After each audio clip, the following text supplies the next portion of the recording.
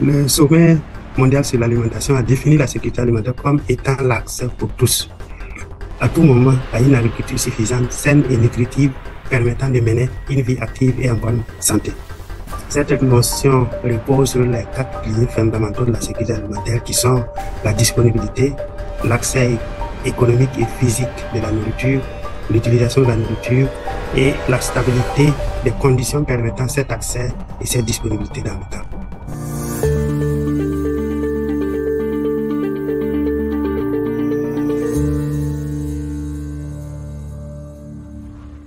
Bonjour et bienvenue sur la plateforme du bureau d'études AC Expertise. Une plateforme sur laquelle nous parlons essentiellement de compétences, d'expertise africaine, parce que nous pensons que c'est grâce à cette expérience, cette expertise que nous pourrons apporter un appui au développement de notre continent. Alors aujourd'hui, nous avons le plaisir d'accueillir un expert qui a plus de 30 ans d'expérience, qui nous vient du Burkina Faso et qui aura le plaisir de se présenter. Merci bien, Monsieur Akwe, pour cette opportunité. Je suis docteur Léopold Sekeoba Nanima. Je suis agronome de formation avec un PhD en écologie et en physiologie végétale. Alors, je totalise 33 années d'expérience au niveau du monde rural, dont 15 ans dans la sécurité alimentaire, la gestion et prévention des crises alimentaires au Burkina Faso. Et je suis également expert senior certifié en développement rural et sécurité alimentaire et en environnement. Ok, merci bien, docteur Nanema. Nous avons compris dans votre présentation que vous êtes expert sur les questions de sécurité alimentaire, de prévention et de gestion des crises. C'est justement de ce quoi nous allons parler aujourd'hui, parce que vous savez que la sécurité alimentaire fait partie des points cardinaux pour lesquels les gouvernements mettent un accent important. Mais pour arriver à cette sécurité alimentaire, il y a un débat important entre l'utilisation de l'agriculture biologique ou de l'agriculture conventionnelle. Entre ces deux options, en tant qu'expert dans le domaine, qu'est-ce que vous nous recommandez? Quels conseils vous pourrez apporter à nos administrations, au gouvernement et aux experts aussi qui sont dans ce domaine? Alors, avant de rentrer dans le vif du sujet, il est important quand même de faire une précision sur ces notions de sécurité alimentaire, d'agriculture biologique et d'agriculture conventionnelle, et qui sont des concepts qui sont étroitement liés, mais qui présentent des risques et des enjeux euh, différents en termes de durabilité, de production et d'impact sur l'environnement et la santé. Alors, effectivement, dans ce contexte controversé sur la capacité de chaque modèle à répondre conjointement aux enjeux alimentaires et environnementaux de l'Afrique, alors il convient d'analyser la viabilité de chacun de ces systèmes. Alors, pour la sécurité alimentaire, le sommet mondial sur l'alimentation a défini la sécurité alimentaire comme étant l'accès pour tous, à tout moment, à une agriculture suffisante, saine et nutritive, permettant de mener une vie active et en bonne santé. Cette notion repose sur les quatre piliers fondamentaux de la sécurité alimentaire qui sont la disponibilité, l'accès économique et physique de la nourriture, l'utilisation de la nourriture et la stabilité des conditions permettant cet accès et cette disponibilité dans le temps. Alors, de ce concept, nous avons quatre défis majeurs à relever. Il y a la croissance démographique mondiale qui exerce une pression accrue sur les systèmes alimentaires, les changements climatiques qui perturbent les modèles agricoles traditionnels, les conflits géopolitiques, l'épuisement des ressources naturelles à cause des pratiques agricoles intensives. Passons maintenant au deuxième concept qui est l'agriculture biologique.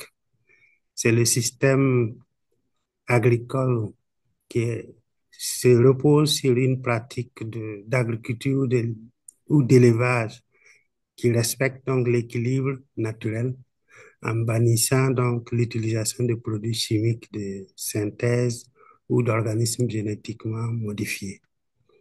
Elle privilégie surtout l'usage donc des techniques écologiques telles que la rotation des cultures, le compostage et l'utilisation des engrais organiques.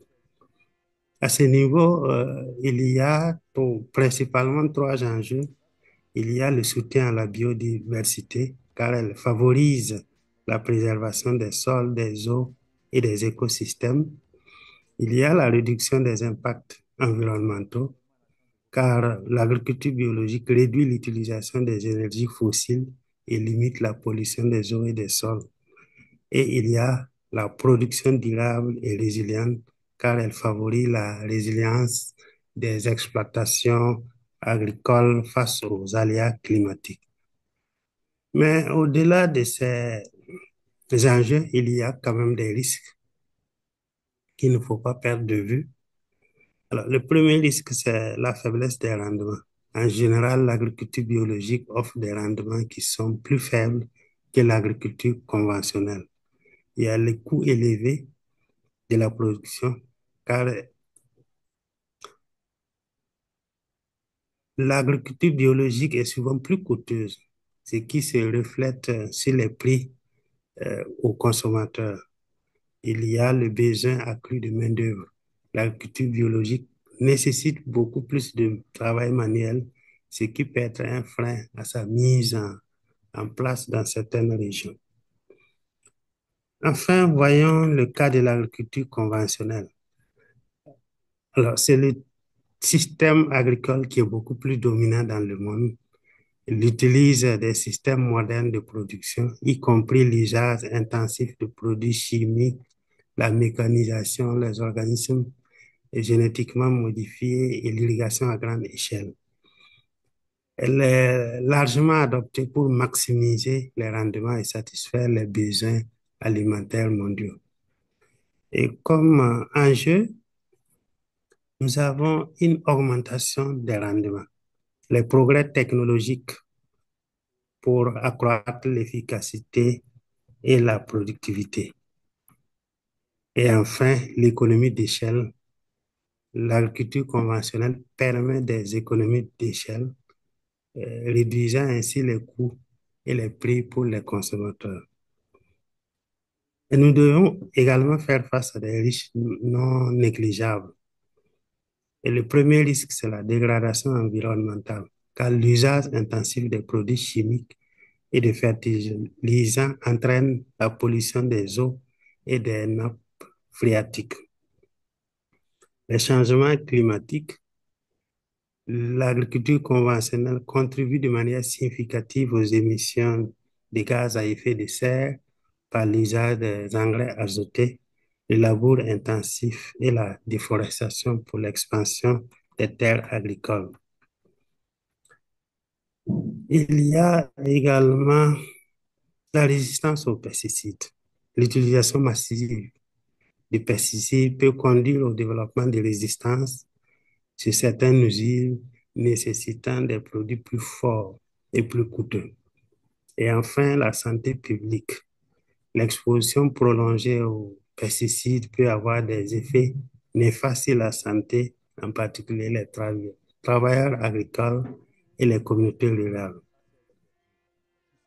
Alors, après analyse donc de ces différents systèmes d'exploitation à travers donc les outils appropriés, alors trois types permettent de définir des trajectoires possibles d'évolution de l'agriculture en Afrique. Il y a l'équilibre entre la production et la durabilité. L'un des enjeux consistera à concilier la capacité de l'agriculture conventionnelle à nourrir une population croissante tout en minimisant son impact environnemental et à promouvoir les pratiques biologiques qui sont plus durables. Il y a la transition écologique. De plus en plus, les experts appellent à une transition vers une agriculture qui combine les avantages des deux systèmes. Enfin, il y a la sécurité alimentaire et l'accès.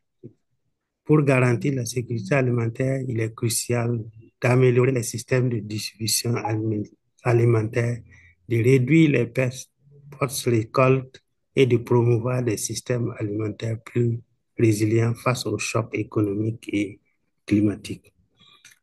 Il appartient donc aux experts de s'interroger sur le système de production agricole qui pourrait assurer durablement la production agricole en tenant compte des enjeux environnementaux.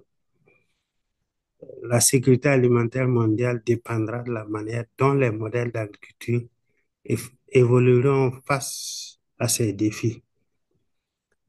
Le choix donc entre l'agriculture biologique et conventionnelle impliquera des compromis entre la protection de l'environnement, les rendements et l'accessibilité économique. Un équilibre entre ces modèles doit être soutenu par des politiques publiques, des innovations et un dialogue entre tous les acteurs, ce qui est essentiel pour répondre aux enjeux à long terme. Alors, la sécurisation alimentaire suppose donc de dépasser les enjeux de croissance de disponibilité pour favoriser l'accessibilité des populations à une alimentation saine et responsable et construire des modes de production et de distribution plus durables. Alors, les modèles alternatifs permettent ainsi au marché à l'atténuation des risques aux chaînes globales, la préservation du patrimoine culturel. Ils ont aussi des contributions moins connues dans l'éducation des consommateurs et la dynamique globale de l'innovation au sein des systèmes alimentaires. Dans ce sens-là, l'agroécologie est une discipline qui combine agriculture et écologie. Est, est une approche holistique qui permet une interaction entre les plantes, les animaux, les humains et l'environnement au sein des systèmes agricoles, ce qui nous conduit vers une agriculture durable. Il faut donc accompagner les institutions à définir le système agricole approprié selon le contexte de chaque région en pensant à l'avenir des générations futures. Pour conclure, il faut retenir que l'avenir de la sécurité alimentaire mondiale nous invite à faire le lien entre l'innovation et l'action en alimentant la productivité durable et en donnant aux agriculteurs les moyens de répondre dès aujourd'hui aux demandes de demain. La combinaison de ces facteurs, selon les contextes, doit permettre d'atteindre les objectifs de développement durable. Ok, merci beaucoup, docteur Nanena, pour cette présentation. Nous avons bien compris, pour reprendre votre dernière phrase, que c'est une combinaison de plusieurs facteurs. Et dans ces facteurs, vous avez bien relevé quelque part, au niveau des inconvénients de l'agriculture conventionnelle, les questions de santé publique. Vous avez parlé de l'impact que cela peut avoir pour les travailleurs, de l'impact aussi sur les communautés. Mais il y a aussi, je pense, l'impact sur les consommateurs en réalité. Parce que lorsqu'on parle de pesticides, lorsqu'on parle d'engrais, on a bien peur que cela se retrouve dans nos assiettes et cela a un impact directement vraiment sur les questions de santé publique que nous remarquons dans nos pays ces temps-ci. Est-ce que les systèmes de production agricole tiennent compte de ces différents facteurs parce qu'on sait qu'il y a des listes de produits qui sont interdites en Europe. Est-ce qu'elles le sont aussi en Afrique? Au niveau de ces facteurs, est-ce que vous avez une expérience sur le suivi de la qualité de ces produits qui sont utilisés dans l'agriculture conventionnelle? Bien sûr que le suivi donc de la production doit prendre en compte tous les paramètres qui permettent de garantir une bonne alimentation pour le consommateur. Et dans ce sens, cela va donc de la production jusqu'à à l'assiette, comme le définit le système alimentaire. Il faut suivre toutes les étapes de sorte que le consommateur soit en sécurité lorsqu'il consomme tous ces produits qui utilisent donc beaucoup d'autres intrants qui peuvent être nuisibles pour la santé humaine. Ok, merci encore une fois, docteur Nanena, pour votre disponibilité. On a profité de vos 32 ans d'expérience en quelques moments. Donc, il peut y avoir plusieurs qui ont besoin de vos conseils, votre avis, votre expérience dans les différents pays africains. J'imagine que vous pourrez être disponible pour accompagner, pour donner un mentorat, pour donner un conseil ou pour apporter une expertise sur différents projets, si votre programme le permet, bien sûr. C'est un honneur de pouvoir apporter sa contribution à un modèle, à la définition d'un modèle de développement. Et dans ce sens, je suis euh, disponible pour apporter ma contribution aux structures qui le souhaitent. Et ce serait avec vraiment plaisir. Ok, merci encore infiniment. Donc, on a compris que vous pouvez apporter un appui sur la définition du modèle de développement. C'est vraiment ce qui nous intéresse au niveau du bureau ACA Expertise, à pouvoir accompagner le développement de notre Afrique en mettant, en mobilisant, en valorisant les compétences qui sont disponibles dans différents domaines, aussi bien dans le domaine de l'appui institutionnel que dans l'appui au secteur privé. Donc, avec tous les domaines aussi du secteur privé pour lesquels nous identifions des experts, nous les aidons à mieux se valoriser. Merci pour votre disponibilité, docteur Nanema, et puis certainement, on va se retrouver pour une autre vidéo, certainement plus tard. Merci beaucoup. ACA Consulting est la plateforme créée par le bureau d'études ACA Expertise dans le but de connecter les experts et les consultants de divers domaines. Notre vision est de valoriser les compétences africaines en mettant en place un système de réseautage et de renforcement des capacités.